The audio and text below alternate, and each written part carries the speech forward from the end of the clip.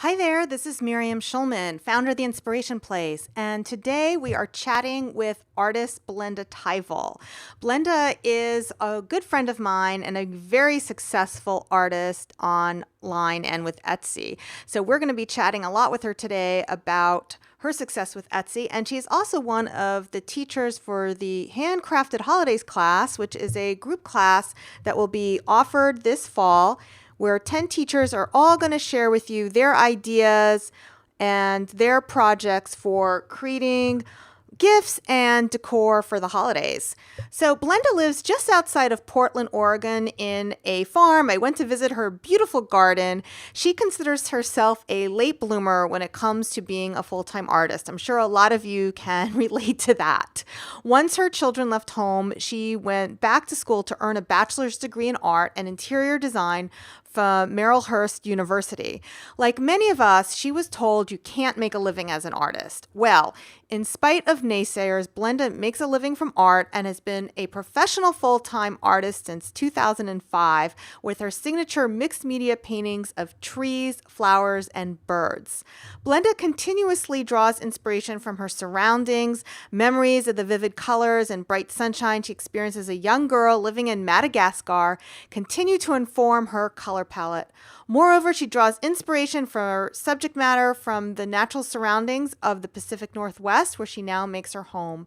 In addition, she credits Skip Lawrence as a major influence, where she learned there is no right or wrong way to painting.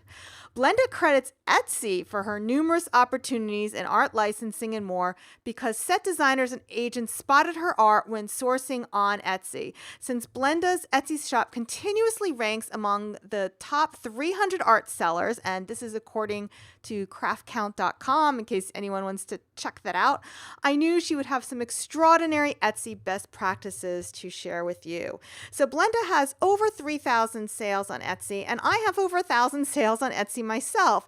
So the two of us sat down and chatted with what we think are the best ways to sell your art on Etsy. So for that interview, stay tuned.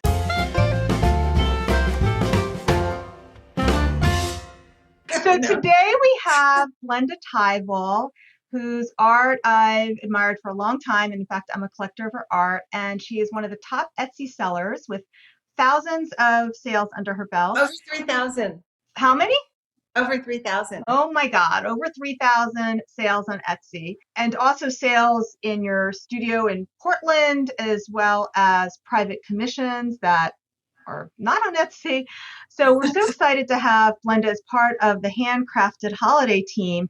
And what I thought would be really great is if, Blenda, you can talk to us about some of your secrets about selling art on Etsy. I sell art on Etsy as well, but there's a lot of people out there who really have a lot of questions for you. And I went into my private Facebook groups and I asked them what they wanted to know about selling on Etsy. So I have some questions for you. Are you ready to get started? Hi, Miriam. Oh, I'm so glad to be here today and just love sharing what I know with other people. I started selling on Etsy in 2008. How did you hear about Etsy? Because I know when you started before I did. Should we bring up eBay? Yeah, I really admired the way you had such entrepreneurial spirit and you took the leap to Etsy way before any of us did and just got so successful there. So what made you make the leap there? Do you remember this? One of the sellers was on Martha Stewart, and yeah, it was the Black Apple. And so I was just so impressed by her sales and thought that maybe this would be a really great way to try to promote my artwork. It took a while to be noticed, so that's the main thing, is that you need to give it some time. Now, you've had a lot of opportunities on Etsy in addition to the sale. So what are some of the opportunities you've gotten over the years being on Etsy? Numerous times that I've gotten contacted to do commission work, different television shows. There's two that I can think of right now. There's one that's a children's show called Just Add Magic, I think it is. It's an Amazon children's show. And also the one that I just found out, possibly use it in season 6 of the HBO show Girls, which is like going to be exciting. And that's just through having my presence there on Etsy. I've had the same experience. I've had artwork picked up by I think they're called stylists. They look for art online that they can use for their set. And Uh-huh. I've had art sold to people who are using it for sets as well. So there's definitely that opportunity out there. And Mhm. didn't you get the opportunity from that House and Gardening magazine through Etsy? It started out that there was a lady that wanted to open an online shop outside of Etsy. And so she carried a few of my products, and then she had connections with Better Homes and Gardens. And they did this article spread featuring a couple of the different artists she was carrying in her online shop. Now, Yeah. would you say that you've gotten more opportunities from Etsy than any other platform you've been on? For me, it Yeah. has been. It's been the Yes, I best think for you, so. right? Yeah. Yes, I think so. I think people really recognize Etsy as being kind of the place to go for trendy handmade items. It Yes. still is that way. Yes, because you Um, really can't search on Instagram for art for sale necessarily. They don't have that like a search function that really helps you connect with art for sale the way Etsy does. So do you want to dive into some of these questions from my followers? You know, there are a lot of these questions are very similar. And I know one thing that comes up a lot, and Debbie wants to know how you go about setting your selling prices. Do you have a set criteria, and what do you consider when you're setting your prices? when you're setting your prices, make sure that you don't undercut yourself. Make sure that you have already added in all of your expenses, and also make sure that you're going to be getting enough for your product so that you'll be paying for yourself for all the effort that you're going through. I think another way to kind of get an idea is to do a search like on maybe on Etsy and see what people are selling like products. Yeah. You should check their sales history to make sure that they're also selling art at those Yes. prices. Because Yeah. you can So add you in don't anything you want, but are they actually making sales? right. So I mean you don't want to price yourself too high if you want to make sales, but you also don't want to price yourself too low. And I think when people are starting out, there's a tendency to price too low. And Yeah. that's kind of a danger. That doesn't really help anyone, other artists and also yourself. You know, you and I maybe assume this, but I think people who are just starting out don't realize this. If you have two paintings that are the same size, but you like one a little better than the other, do you Uh-huh. price them the same way, or do you price the one you like better a little higher? The way that I've done it is I've tried to stay consistent with size wise because you don't know if another person is going to like, they may just like that piece of art. They see something in that art that you maybe don't like that much. And so you don't want to like have them ask the question, well, okay, well, is there something wrong with this one because it's so cheap? Right. So I try to just keep them all kind of priced the same. If it's like a 16 by 20, then price them all in that kind of same range. Your 16 by 20s, you're selling them for around $400 right now. Is that right? Around there, 425 or something like that in that Okay. area. And then the other question is, what about prints? How much are you selling your prints for? The ones that seem to sell the best on Etsy, I don't know why this is, but there may be a lot of just collectors that get this size, but they do like the 8 by 10s, 11 by 14, and then a little bit larger one. And then those are signed. I think that artist signed kind of is a little bit of a selling feature. Jerry wanted to know, she's wants to market G Clays of her art, and she wants to know about providing certificates of authenticity. Do you do that, Glenda? I haven't really noticed that it's been something that my collectors ask for, and I haven't really noticed that it's helped to make sales any stronger. Been asked to provide it once, Mm-hmm. and I don't even remember if it was for a print. I think it was for an original. They wanted a certificate saying this was Right. original. And yes, and it's just kind of like one extra thing that you need to do. I think maybe something that might be a better thing to do is to make up a postcard with maybe like a little artist statement on it and Yeah. a little photo. I know you've done that before in the past, and I think that's really Uh-huh. great. And maybe just have include that in or Now, so. do you print the invoice to put in your Etsy shop? Do you know the invoice from Etsy? Do you print that out and include that? Yes, I do. I just feel like that's like if something happens to the label, like maybe if it Yeah. gets like ripped or something, then there's that extra little address there that they can hopefully the post office can relocate. Yeah. Now, I actually Yes. sign that inside. I'll say thank you for collecting my art. Do you sign yours too? I have a postcard that I always include with the invoice, and then I usually make a nice little signature on the back of that, or a thanks, or a little doodle or something like that. Yeah.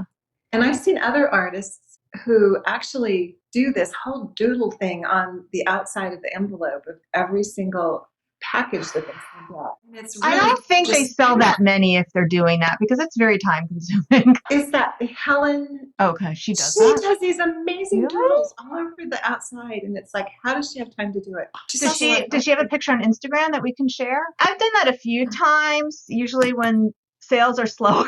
I But don't I know. do decorate my packages. I put washi tape on every package and I put a That's fragile cool. art sticker on every package.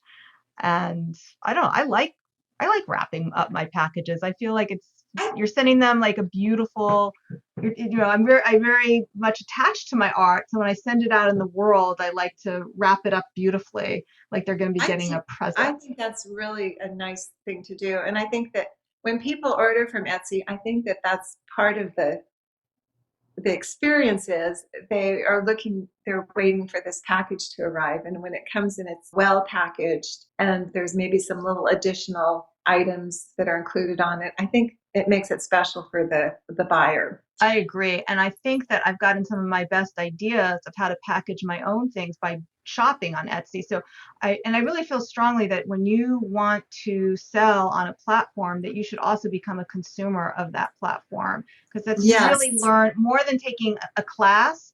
The Uh-huh. money you invest in shopping on Etsy, you will learn what you like and what you don't like when the way you're treated from beginning to Yes. end. The pieces that I bought on Etsy, I love them all. They just have kind of this presence about them. It's just really nice. So And the jewelry, this I originals got do from sell. Etsy. Can you see that? You did? Yeah. Oh, those are beautiful. Actually, I have to say that this is not what I bought. I think the seller went a little overboard, if you want to know the truth, because this was the freebie, and it was What? actually nicer than what I bought. Oh my Yeah, goodness. like she threw this in. I don't know if that's such a good strategy, and I don't even remember who the seller was, so it definitely wasn't a good strategy.